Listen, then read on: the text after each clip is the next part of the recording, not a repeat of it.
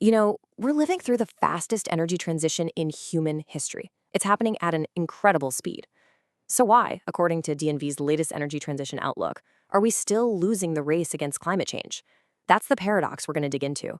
We're moving faster than ever, but it feels like the finish line is getting further away. So let's break it down. Okay, so let's start with the good news, because honestly, it's huge. The report says the momentum behind renewable energy is now, and I'm quoting here, an unstoppable force. And look, this isn't just some wishful thinking. This is market reality, plain and simple. The report's really clear: no policy change, no geopolitical crisis is going to stop this train.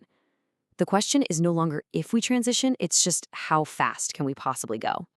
So, what's the engine behind this unstoppable force? It's simple: pure economics. I mean, just look at the last decade. The cost of solar power hasn't just dropped, it's absolutely collapsed. Just last year, prices fell another 42%. And it's a very similar story for batteries. This is not a slow, gradual change, it's a technological rout. These things are now so cheap that they blow fossil fuels out of the water for new electricity generation in most places around the world. And you can see this cost revolution totally redrawing the world's energy map.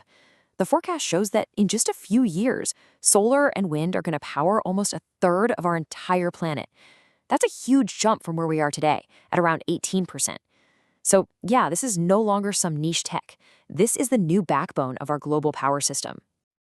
But cheap renewables, that's really only half of the story.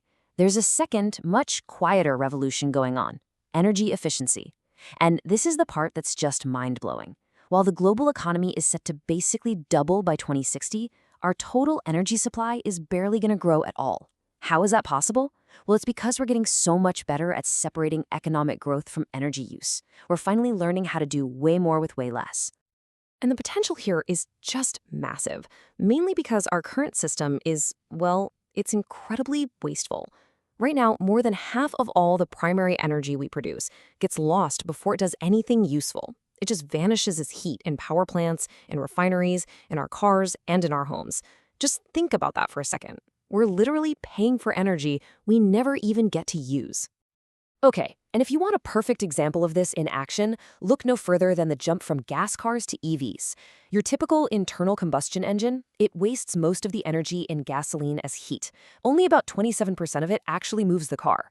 But an EV, it's a whole different ballgame. We're talking over 90% efficiency, turning almost all the electricity into motion. This one change is an absolute game changer for cutting global energy demand. All right, so we've got this amazingly cheap, clean power, right? And this incredible efficiency revolution happening. It sounds like we should just be cruising towards our climate goals, no problem. But all that amazing progress is running smack into a giant, system-wide wall.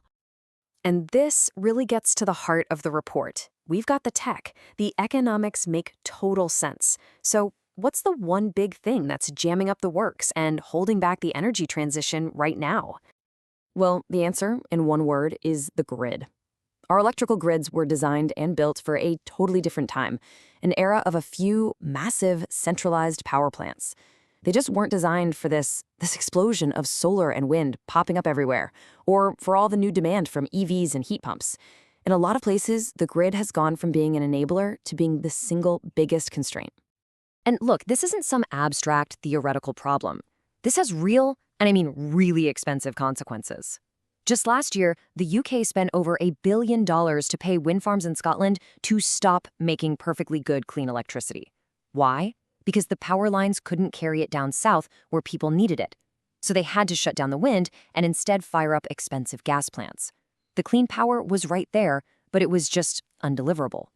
So what this all boils down to is that clean energy projects are basically stuck in the world's biggest traffic jam. Just imagine this. You build a brand new solar farm, you're ready to go, and then you're told, sorry, you have to wait 5, maybe even 10 years just to get a permit to plug it in. That's the actual reality in a lot of places. Then you add in a global shortage of essential stuff like transformers, and what you get is a system-wide slowdown, all because the infrastructure just can't keep up.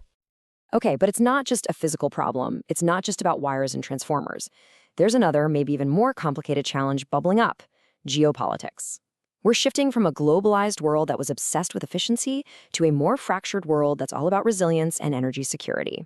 And that shift is changing the rules of the game for the entire transition. I mean, just think about the chain of shocks we've all been through lately. The pandemic messing up supply chains, a ship getting stuck on the Suez Canal, attacks on shipping in the Red Sea, and now more and more trade tariffs. All these things have made countries really nervous about relying on anyone else. And what happens? You see this big push to bring manufacturing back home or only trade with friendly countries, which can actually make clean tech more expensive and slow everything down. And what's so interesting is that you're seeing different parts of the world react in totally different ways. Everybody wants energy security, sure, but they all mean something different by it. Europe is going all in on renewables and nuclear. China is doing that too, but it's also keeping its massive coal fleet around as a safety net. And in North America, the focus for now is still on boosting domestic oil and gas. And all these different strategies, they're making the global transition a lot more complicated. So, when you take this unstoppable train of technology and crash it into these massive, immovable walls of infrastructure and politics, where does that actually leave us? Well, this is where the model delivers a pretty sobering final forecast.